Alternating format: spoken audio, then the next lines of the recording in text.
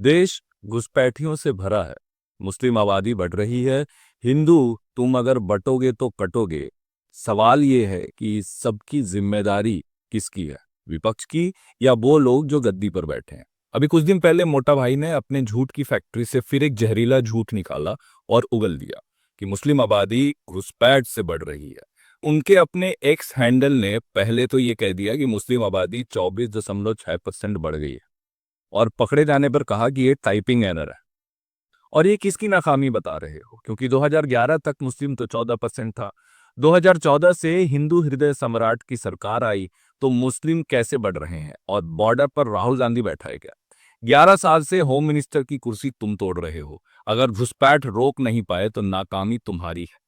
ये सब चुनावी खेल है, बिहार इलेक्शन से पहले का प्रोपेगेंडा, ताकि तुम्हारी आंखों पर नफरत की पट्टी बांधकर तुम्हारी वोट की चोरी हो सके, तुम्हारे बच्चों का भविष्य छीना जा सके। अब आते हैं कॉमन सेंस वाले सवाल पर। अगर 2005 से 2013 तक लगभग 88,000 बांग्लादेशी को उस समय की सरकार ने डिपोर्ट किया था। एनडीए की राज में 2014 से 2017 में मात्र 1800 और 2018 से 2022 में मात्र 3000, मतलब 11 साल में यूपीए की एक चौथाई भी ये बांग्लादेश घुसपैठियों को वापस नहीं भेज पाए हैं। और फिर इतने बड़े बड़े भाषण।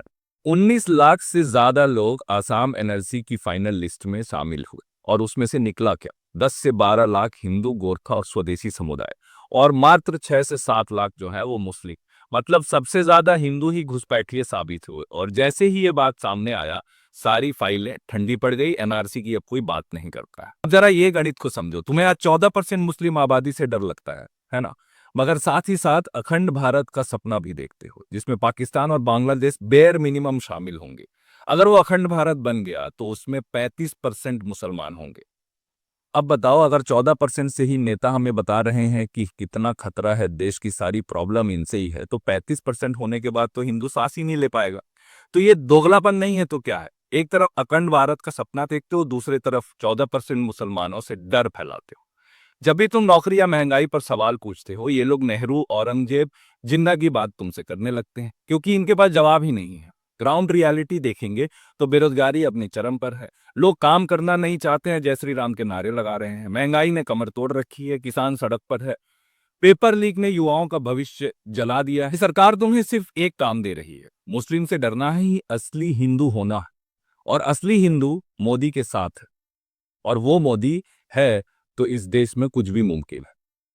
नमस्कार।